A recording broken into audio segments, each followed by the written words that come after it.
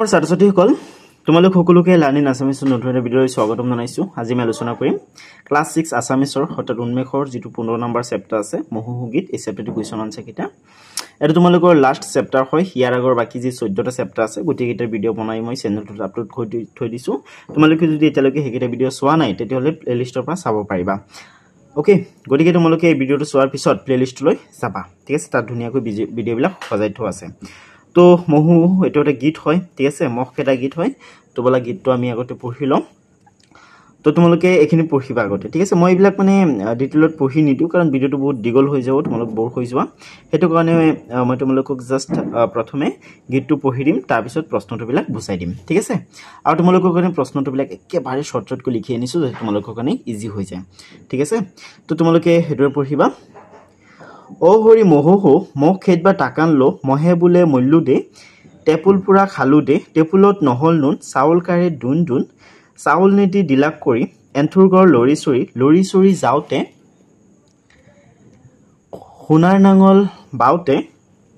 সোণাৰ নাঙল ৰূপৰ ফাল গৰ্জিয়া বেটাই বাৱে হাল। ছাত্ৰ-ছাত্ৰীসকল এইটো কবিতা একচুৱেলি বহুত দীঘল হয়। চোৱা ইয়াৰ পৰা আৰম্ভ কৰি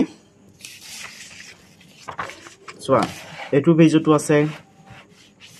ইফালেও আছে। গতিকে মই পঢ়ি দিবলৈ গ'লে বহুত দীঘল হৈ যাব, গতিকে মই পঢ়ি নিদিওঁ, ভিডিঅ'টো বহুত দীঘল হৈ যাব। ওকে, সেইটো কাৰণে তোমালোকে এইবিলাক নিজে পঢ়িবা আৰু 3-4 বাৰমান পঢ়ি একবাৰে মুখস্থ কৰি পেলাবা। তেতিয়াহ'লে মানে প্ৰশ্ন উত্তৰবিলাক বুজি পোৱা একেবাৰে ইজি হৈ যাব তোমালোকৰ কাৰণে, ঠিক আছে। কাৰণ তোমালোকে যেতিয়া পঢ়ি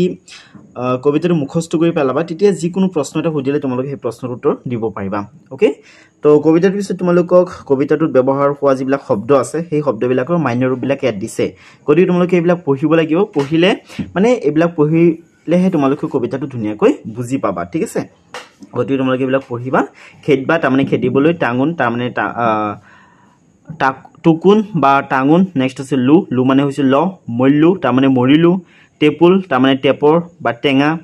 নুন তাৰমানে লোন, ঠিক আছে। গতিকে এইবিলাক তোমালোকে পঢ়িবা। তেতিয়া ব'লা আমি ইয়াৰ পৰা প্ৰশ্নটোবিলাক আলোচনা কৰা আৰম্ভ কৰোঁ। তো চোৱা তলত দিয়া প্ৰশ্নসমূহৰ শুদ্ধ উত্তৰটো বাছি উলিয়াই সঠিক বৃত্তটো পূৰ কৰা, ঠিক আছে। বাকীকেইটা চেপ্টাৰৰ নিচিনা তোমালোকক প্ৰথমে দুটা MCQ দিছে, ঠিক আছে। তাৰপিছত মানে 1 মাৰ্কৰ প্ৰশ্নবিলাক আৰম্ভ হৈছে। তো গতিকে আমি প্ৰথমে MCQ কেইটা চাম। তো চোৱা ইয়াত কি কৈছে, মহ খেদিবলৈ ল'ৰাহঁতে হাতে হাতে কি লৈছে? কি লৈছিলে বাৰু? টাঙোন লৈছে। এইটো কেনেকৈ গম পাবা? চোৱা ইয়াত ধুনীয়াকৈ দিয়া আছে, চোৱা ইয়াত তোমালোকক কৈছে অ হৰি মহোহো মহ খেদবা টাকুন লো কৈছে ন। আৰু ইয়াত চোৱা টাকুন শব্দটোৰ অৰ্থ কি? ইয়াত চোৱা টাকুন মানে হৈছে টাঙোন বা টুকুন, হয়নে? গতিকে টাঙোন লোৱাৰ কথা কৈছে, এইটো শুদ্ধ হ'ব, ঠিক আছে। গতিকে তোমালোকে এই যিটো শেষৰ বৃত্তটো আছে সেইটো ধুনীয়াকৈ পূৰ কৰিবা। ওকে, এইটো ধুনীয়াকৈ তোমালোকে পূৰ কৰিবা আৰু কাঠ পেঞ্চিল ইউজ কৰিবা। নেক্সট আছে গৃহস্থই মহ খেদিবলৈ যোৱা ল'ৰাহঁতক চাউলৰ সলনি কি দিছে? কি দিছিলে বাৰু? কৰি দিছে, ঠিক আছে। প্ৰথমটোৱে শুদ্ধ হয়, কৰি, ঠিক আছে। কলমটো অলপ বেয়া হৈ গৈছে, যি নহওক তোমালোকে এই কটো শুদ্ধ বুলি ধৰি ল'বা, ঠিক আছে। এইটো শুদ্ধ হয়। গতিকে প্ৰথম বৃত্তটো তোমালোকে ধুনীয়াকৈ দৰে পূৰ কৰি দিবা। ওকে, তো এতিয়া আমি ইয়াৰ পৰা প্ৰশ্ন উত্তৰবিলাক আলোচনা কৰা আৰম্ভ কৰিম। ইয়াৰ পৰা আৰম্ভ কৰি একেবাৰে শেষলৈকে অৰ্থাৎ ইয়ালৈকে প্ৰকল্পলৈকে যিমানকেইটা প্ৰশ্ন আছে গোটেইকেইটা প্ৰশ্নটো মই তোমালোকক ধুনীয়াকৈ দেখাই দিম আৰু বুজাই দিম। তো ব'লা 2 নম্বৰৰ পৰা প্ৰশ্ন উত্তৰবিলাক আলোচনা কৰা আৰম্ভ কৰি দিওঁ। ছাত্ৰ-ছাত্ৰীসকল এতিয়া 2 নম্বৰত চোৱা, তোমালোকক 2 নম্বৰত দিছে যে তলত দিয়া প্ৰশ্নবোৰৰ উত্তৰ কোৱা আৰু লিখা, ঠিক আছে। তলত যিবিলাক প্ৰশ্ন দিছে প্ৰশ্নবিলাকৰ উত্তৰ তোমালোকক ক'বলৈ দিছে প্লাছ লিখিবলৈ দিছে, ঠিক আছে। গতিকে মই ধুনীয়াকৈ লিখি দিছোঁ, তোমালোকে ইয়াৰ পৰা চাইছে লিখি ল'বা। তো চোৱা তোমালোকক প্ৰথমতে সুধিছে যে টেপুলত নহ'ল নুন, ইয়াত টেপুল শব্দ অৰ্থ কি? ইয়াত টেপুল শব্দটোৱে কি অৰ্থ প্ৰকাশ কৰিছে সেইটো তোমালোকক সুধিছে। তো ষ্টুডেণ্টছ তোমালোকে উত্তৰত লিখিবা টেপুল মানে হৈছে টেপৰ টেঙা, ঠিক আছে। এইবিলাক ধুনীয়াকৈ দিয়া আছে, শব্দ অৰ্থবিলাকত চাবা, ঠিক আছে। টেপুল শব্দ অৰ্থ ধুনীয়াকৈ দিয়া আছে। অ'কে, নেক্সট আছে মহোহো গীতটোত উল্লেখ থকা নৈখনৰ নাম কি? মহোহো গীতটোত এটা নৈৰ নাম উল্লেখ আছে আৰু সেই নৈখনৰ নাম হৈছে বুখি দিয়া, ঠিক আছে। একচুৱেলি বুখা দিয়া হ'ব লাগিছিল নেকি? 1 ছেকেণ্ড মই চেক কৰি আছোঁ, 1 ছেকেণ্ড। বুখা দিয়াৰ গাতে তাৰমানে বুখা দিয়া হ'ব লাগিছিল, ঠিক আছে। বুখি দিয়া হৈ আছে, তোমালোকে হিচিকাটো নিদি আকাৰটোহে দিবা, ঠিক আছে। বুখা দিয়া এনেকৈ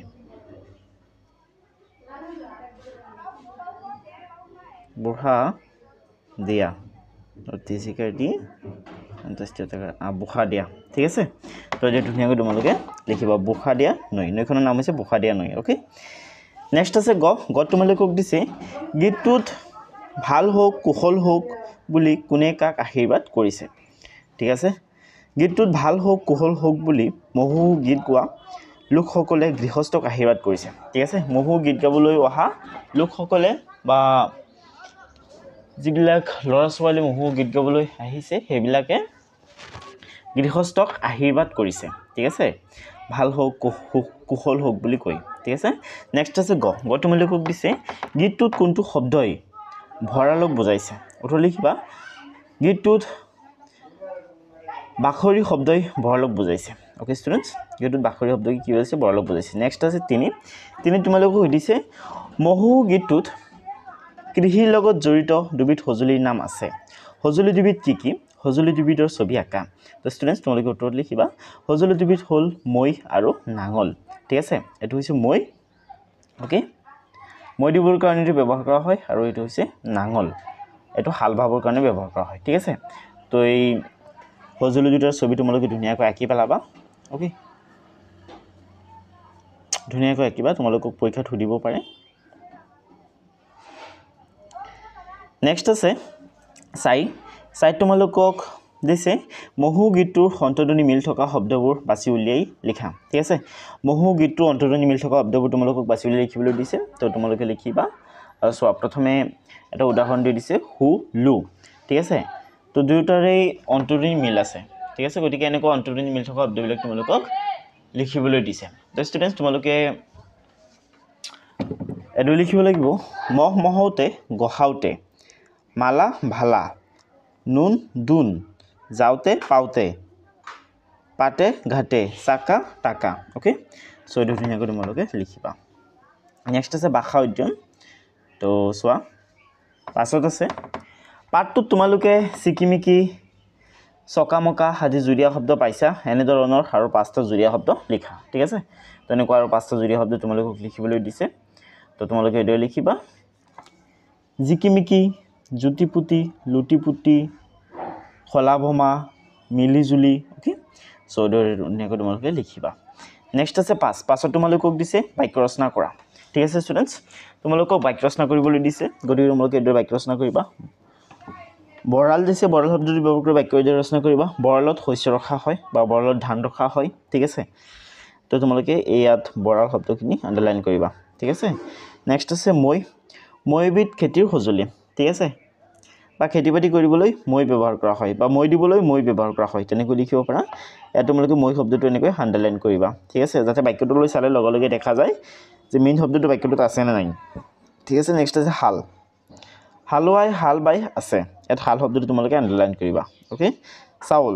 চাউলৰ পৰা ভাত তৈয়াৰ কৰা হয় তো ইয়াত তোমালোকে চাউল শব্দটো আণ্ডাৰলাইন কৰিবা গোহালি গৰু বন্ধা ঠাইক গোহালি বোলে ঠিক আছে তো তোমালোকে ইয়াত গোহালিক ধুনীয়াকৈ আণ্ডাৰলাইন কৰিবা অ'কে ছাত্ৰ ছাত্ৰীসকল এতিয়া হাতত চোৱা তোমালোকক হাতত দিছে মহু গীতটোত থকা 5টা বিশেষ্য পদ আৰু 5টা ক্ৰিয়াপদ বাছি উলিয়াই তাৰ মান্যৰূপবোৰ লিখা ঠিক আছে তো ইয়াত মই ধুনীয়াকৈ লিখি থৈছোঁ কিন্তু ইয়াত অলপ উলটা পাল্টা লাগি গৈছে এই যিকেইটা শব্দ আছে ন এই শব্দকেইটা ইয়াত হ'ব লাগিছিল আৰু ইয়াত থকা শব্দবিলাক ইয়াত হ'ব লাগিছিল কাৰণ ইয়াত দিছে বিশেষ্য পদ ঠিক আছে বিশেষ্য পদবিলাক মই ইয়াত লিখি পেলাইছোঁ কিন্তু ইয়াত লিখিব লাগিছিল ক্ৰিয়াপদ আৰু ক্ৰিয়াপদবিলাক মই ইয়াত লিখি পেলাইছোঁ ঠিক আছে গতিকে ইয়াত অলপ উলটা পাল্টা লাগি গৈছে তোমালোকে এই যিকেইটা শব্দ আছে ইফালে লিখিবা আৰু ইফালৰকেইটা ইফালে ঠিক আছে অলপ উল্টা পাল্টা লাগি আছে গতিকে তোমালোকে এইখিনি হেৰি কৰি ল'বা তাৰমানে ইফালে লিখিব লাগিছিল বিশেষ্য পদ ইফালে লিখিছোঁ মই ক্ৰিয়াপদ ইফালে লিখিব লাগিছিল ক্ৰিয়াপদ ইফালে লিখিছোঁ মই বিশেষ্য পদ ঠিক আছে চ' তোমালোকে ধুনীয়াকৈ শুধৰাই ল'বা এইখিনি চোৱা খেদাইবা ইয়াত তোমালোকে লিখিব লাগিব খেদিবলৈ নেক্সট আছে কৰিলোঁ তাৰমানে কৰিলোঁ মৰিলোঁ তাৰমানে মৰিলোঁ ঠিক আছে লু মানে ল নেক্সট আছে টেপুল টেপৰ টেঙা নুন লুণ বাখৰি ভঁৰাল মাহু গুলি গোহালি অ'কে ষ্টুডেণ্টছ চ' এইটো ধুনীয়াকৈ তোমালোকে লিখি ল'বা কিন্তু তোমালোকে এই শব্দকেইটা এই দুটা বক্সত লিখিব লাগিব আৰু এই দুটা বক্সত থকা শব্দবিলাক এই দুটা বক্সত লিখিব লাগিব মানে ইয়াত অলপ উল্টা পাল্টা লাগি গৈছে ঠিক আছে চ' এইখিনি তোমালোকে শুধৰাই ল'বা নেক্সট আছে 8 তোমালোকক দিছে তলৰ শব্দবোৰত কি বিভক্তি চিন যোগ হৈ আছে লিখা তো ইয়াত কিছুমান শব্দ দিছে হঠাৎ কিছুমান পদ দিছে ঠিক আছে এই পদবিলাকত কি বিভক্তি চিন যোগ হৈ আছে সেইবিলাক তোমালোকক লিখিবলৈ দিছে ঠিক আছে তো ইয়াত মাক শব্দটোৰ সৈতে ক বিভক্তি চিন যোগ হৈ আছে গতিকে তোমালোকে ইয়াত কটো লিখিবা ওকে নেক্সট আছে টেপৰত শব্দটোত এই ট বিভক্তি চিনটো যোগ হৈ আছে গতিকে তোমালোকে ইয়াত টটো দিবা নেক্সট আছে ৰূপৰ শব্দটোৰ সৈতে এই ৰটো যোগ হৈ আছে মানে ৰূপ শব্দটোৰ সৈতে ৰ যোগ হৈ আছে ঠিক আছে ৰ যোগ হৈ ৰূপৰ হৈছে অৰ্থাৎ ৰ বিভক্তি চিনটো যোগ হৈ আছে নেক্সট আছে হিৰলুট শব্দটোত হিৰলু শব্দৰ সৈতে ট বিভক্তি যোগ হৈ হিৰলুট হৈছে গতিকে তোমালোকে ইয়াত ট লিখিবা সোণৰ সৈতে ৰ লাগি সোণৰ হৈছে গতিকে তোমালোকে ৰ লিখিবা বুখা দিয়াৰ গতিকে ইয়াত ৰ লগ লাগি আছে তোমালোকে ৰ এট লিখিবা গাতেৰে ক্ষেত্ৰতেকা ৰে লগ লাগি আছে ঠিক আছে গতিকে এইবিলাক হৈছে বিভক্তি চিন গতিকে বিভক্তি চিনবিলাক তোমালোকে ৰাইট সাইডত লিখিবা লেফট সাইডত শব্দবিলাক বা পদবিলাক আছে ঠিক আছে সো এইটো ধুনীয়াকৈ তোমালোকে লিখি ল'বা একেবাৰে ইজি হয় একেবাৰে ইজি ঠিক আছে এতিয়া জ্ঞান সম্প্ৰসাৰণলৈ চোৱা ইয়াত তোমালোকক প্ৰথমে দিছে জানো আহা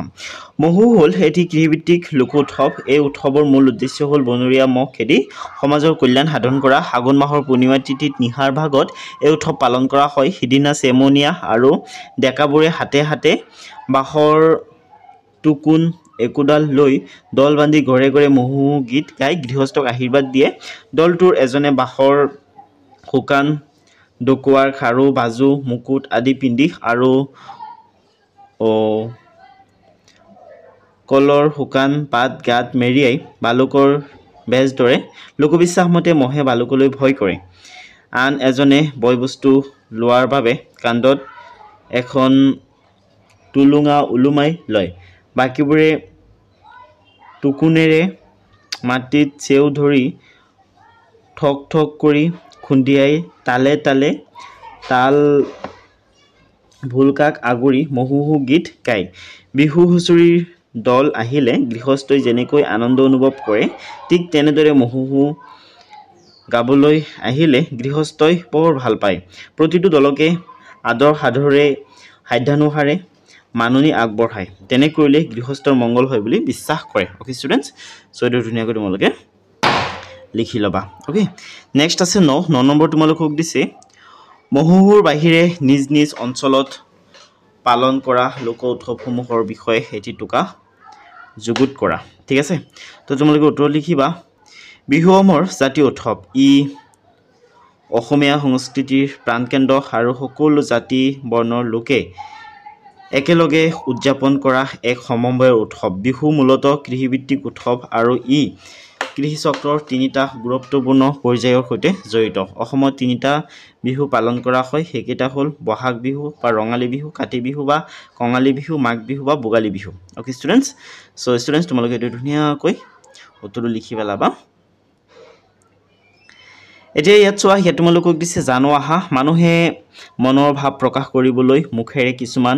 ধ্বনি উচ্চাৰণ কৰে এনেদৰে উচ্চাৰিত অৰ্থবহ ধ্বনি প্ৰতীককে ভাষা বোলে ভাষা এটাৰ বিভিন্ন আঞ্চলিক ৰূপ থাকিব পাৰে অসমীয়া ভাষাৰ উজনি কামৰূপী দৰঙী গোৱালপৰীয়া আদি আঞ্চলিক ৰূপ আছে নিজৰ মাজত কথা বতৰা পাতোতে বা ভাৱৰ আদান প্ৰদান কৰোতে এনে ৰূপৰ ব্যৱহাৰ কৰে ভাষাৰ এনে আঞ্চলিক ৰূপক উপভাষা বোলে সাধাৰণতে ভাষাটোৰ অমৈহতীয়া কাম কাজ চলাবৰ বাবে উপভাষাবোৰৰ মাজৰ পৰা যিকোনো এটা নিৰ্বাচন কৰা হয় এনেদৰে নিৰ্বাচিত উপভাষাটোক মান্য ভাষা বোলে শিক্ষা দীক্ষা আনুষ্ঠানিক কাম কাজ আদিত মান্য ভাষাৰ ব্যৱহাৰ হয় অসমীয়া ভাষাৰ মান্য ৰূপটো শিৱসাগৰ অঞ্চলৰ কথিত ৰূপক কেন্দ্ৰ কৰি গঢ় লৈ উঠিছিল ভাষা তত্ত্বৰ বিচাৰত সকলো উপভাষাৰে সমান মৰ্যাদা আছে আনকি মান্য ভাষা সময়ত গৈ উপভাষাত পৰিণত হ'ব পাৰে আৰু কালক্ৰমত উপভাষা এটাইও মান্য ভাষাৰ মৰ্যাদা পাব পাৰে আমাৰ লোক উৎসৱৰ লগত জড়িত গীতবোৰ মুখে মুখে চলি আহিছে ইয়াত ভাষাৰ কথিত ৰূপটো পৰিলক্ষিত হয় ঠিক আছে এইটো ধুনীয়াকৈ তোমালোকে পঢ়ি বুজিবলৈ চেষ্টা কৰিবা নেক্সট আছে তলত দিয়া শব্দবোৰৰ তোমালোকৰ অঞ্চলত ব্যৱহাৰ হোৱা কথিত ৰূপবোৰ লিখা ঠিক আছে কিছুমান শব্দ দিছে যেনে টাঙোন লুন পু জুৱাই গোহালি ভঁৰাল এইবিলাকো মান্যৰ ৰূপ লিখিবলৈ দিছে ঠিক আছে তো লিখিবা টাঙন টাঙন বা টাংগন লুন নুন পু পোৱালি জুৱাই জুৱা গোহালি গৰুহাল ভঁৰাল ভঁৰাল ঠিক আছে নেক্সট আছে 11 তোমালোকক দিছে মহ খেদিবলৈ মহুহু গীত গায় ঠিক তেনেদৰে পথাৰৰ ধান খাবলৈ অহা বটা চৰাইক হুৰাই দি গায় হুৰ হুৰ বটা চৰাই মোৰ ধান নেখাবি তোক দিম গোটা কৰাই ঠিক আছে চৰিত্ৰ কি কৈছে তোমালোকে চৰাই চিৰিকটি জীৱ জন্তু আদিক মাতিবলৈ বা খেদি পঠিয়াবলৈ গোৱা গীত সংগ্ৰহ কৰি লিখা আৰু গোৱা তোমালোকক তেনেকৈ গীত সংগ্ৰহ কৰি গাবলৈ দিছে ঠিক আছে লিখিবলৈ দিছে আৰু গাবলৈ দিছে তোমালোকে এইটো লিখিবা গাই গৰুক মাতিবলৈ বা শান্ত কৰিবলৈ গোৱা গীত আই ঐ গাভৰু গাই গোহালিত কি কৰিছ সোনকালে আহ ঐ খীৰাবলৈ পৰ হ'ল ঐ ঠিক আছে নেক্সট আছে মহে আমাৰ কি উপকাৰ সাধন কৰে লিখা ঠিক আছে মহ যদিও আমাৰ বাবে ক্ষতিকাৰক মহবোৰ অন্যান্য জীৱ জন্তু যেনে মাছ বেকুলি পশু আদি কিছুমান চৰাই চিৰিকটিৰ খাদ্য ই প্ৰকৃতিৰ খাদ্য শৃংখলত এক গুৰুত্বপূৰ্ণ ভূমিকা পালন কৰে ঠিক আছে তো তোমালোকক মই ইয়াত সৰু যিটো মহ অৰ্থাৎ মস্কুইটো ঠিক আছে মানে মহে যে আমাক কামুৰে সেইটো মহৰ কথা কৈছোঁ সেইটো মহৰ বিষয়ে লিখি দিছোঁ বাকী ইয়াত তোমালোকক মহৰ বিষয়ে লিখিবলৈ দিছে ডাঙৰ মহ যে ঠিক আছে বাহুল্লু সেইটো বাহুল্লুৰ বিষয়ে লিখিবলৈ দিছে গতিকে তোমালোকে বাহুল্লুৰ বিষয়ে লিখিবা ঠিক আছে মহে আমাৰ কি উপকাৰ সাধন কৰে ঠিক আছে মৰণা মাৰিবৰ কাৰণে মহ ব্যৱহাৰ কৰা হয় ঠিক আছে গাড়ী চলাবৰ কাৰণে মহ ব্যৱহাৰ কৰা হয় মহে আমাক গাখীৰ দিয়ে এইটো তোমালোকে লিখিব পাৰা নেক্সট আছে প্ৰকল্প তো এই প্ৰকল্প দুটা পৰীক্ষাত নাহে ইম্পৰ্টেণ্ট নহয় ঠিক আছে গতিকে তোমালোকে নিজে চেষ্টা কৰিবলৈ তো মৰমৰ ছাত্ৰ ছাত্ৰীসকল আজিৰ ভিডিঅ'টো ইমানে আছিলে আজিৰ ভিডিঅ'টো একেবাৰে শেষলৈকে চোৱাৰ কাৰণে তোমালোক সকলোকে বহুত ধন্যবাদ